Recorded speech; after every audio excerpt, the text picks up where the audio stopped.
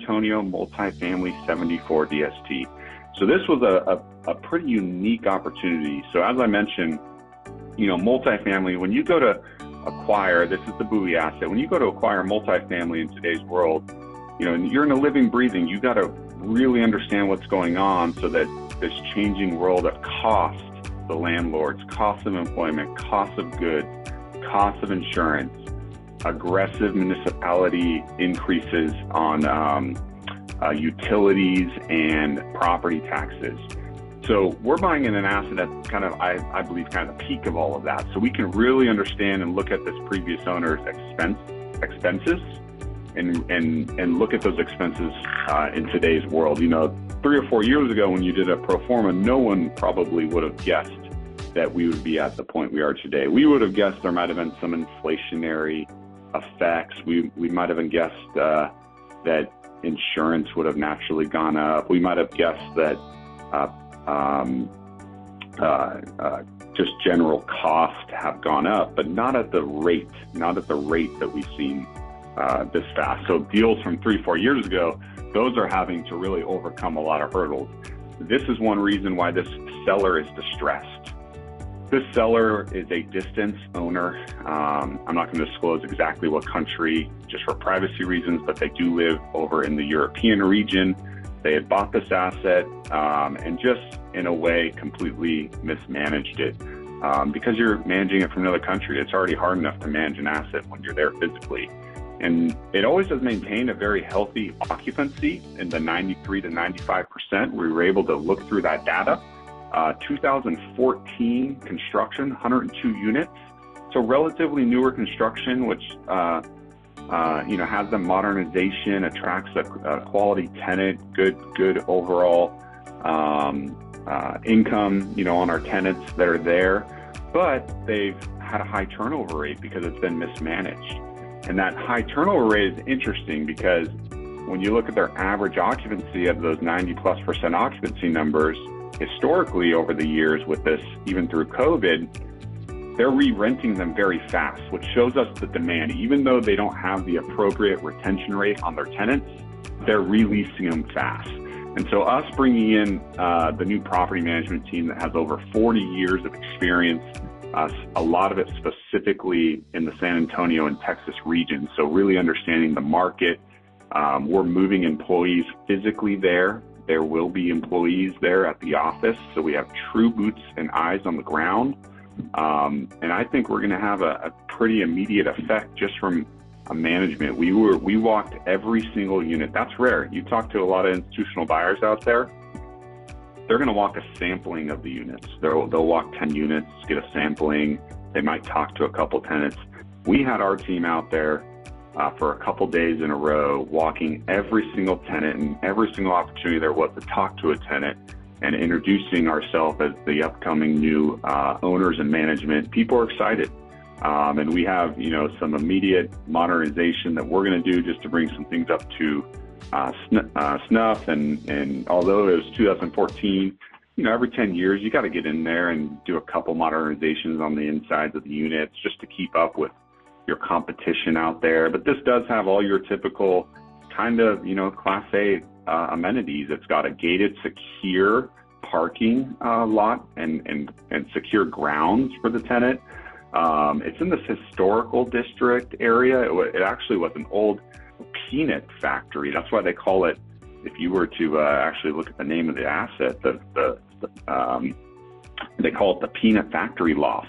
So it's got this really cool industrial feel. A lot of the units are actually brand new ground up construction when they built in 2014, but there's a couple things that they kept there. If anybody's familiar with Chip and Joanna, if you've ever been over there in Waco, you know what the silos are, those historical silos that Chip and Joanna converted to their store or their operation there. Well, this is cool because this has some silos on the ground that was part of the old peanut factory. One of the higher demand areas of and peak good healthy rents we get out of this location, that they converted those silos to apartments. It's got a good mix of 1 bedrooms, 2 bedrooms, 2 bedroom with 2 baths, 2 bedroom with 3 baths. There's a penthouse that's a 3 bedroom. That apparently has been in very high demand because that's part of the historical side that has a really cool balcony on the rooftop. It's private. So just a really exciting mix. There's some private garages. Those are big in demand, especially in like Texas. You got all that rain, you got heat. It's nice. People like to keep their cars clean. Less money on the car washes. A lot of, we have, trash valet, dog park, fitness center, resort style swimming pool. So this is really going to add as more of one of our trophy assets on the multifamily side into our portfolio. We were pretty punishing on the underwriting on the deal in terms of our expense ratio. We would rather, and there's no guarantees, but deliver a consistent number up front.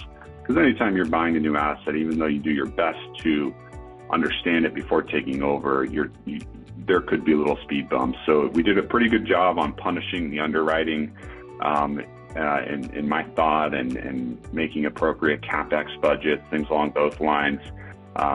We bought this for, I think don't quote me exactly, but under $150,000 a unit. That's good. And the reason why, getting back to the distress, the story.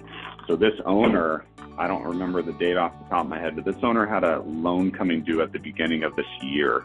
We were in negotiations at the end of last year on this asset, and we knew that he had that loan coming. He needed to get an accepted contract so that he didn't have to really fire sell the asset, and then he didn't have to get, in a foreclosure situation, a receivership situation.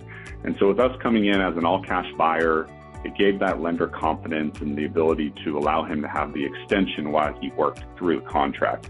But on top of his normal loan payment and his expense ratio with the current property management firm he has, charging way too much for everything, he's negative on the deal, even at this 93, 95%. And it's purely because he's paying way, way, way, way too much money, probably 4 or 5 times the cost that our property management costs plugging in.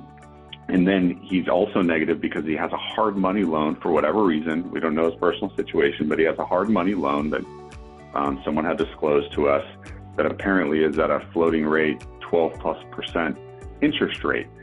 And so he's been very cordial, great to work with.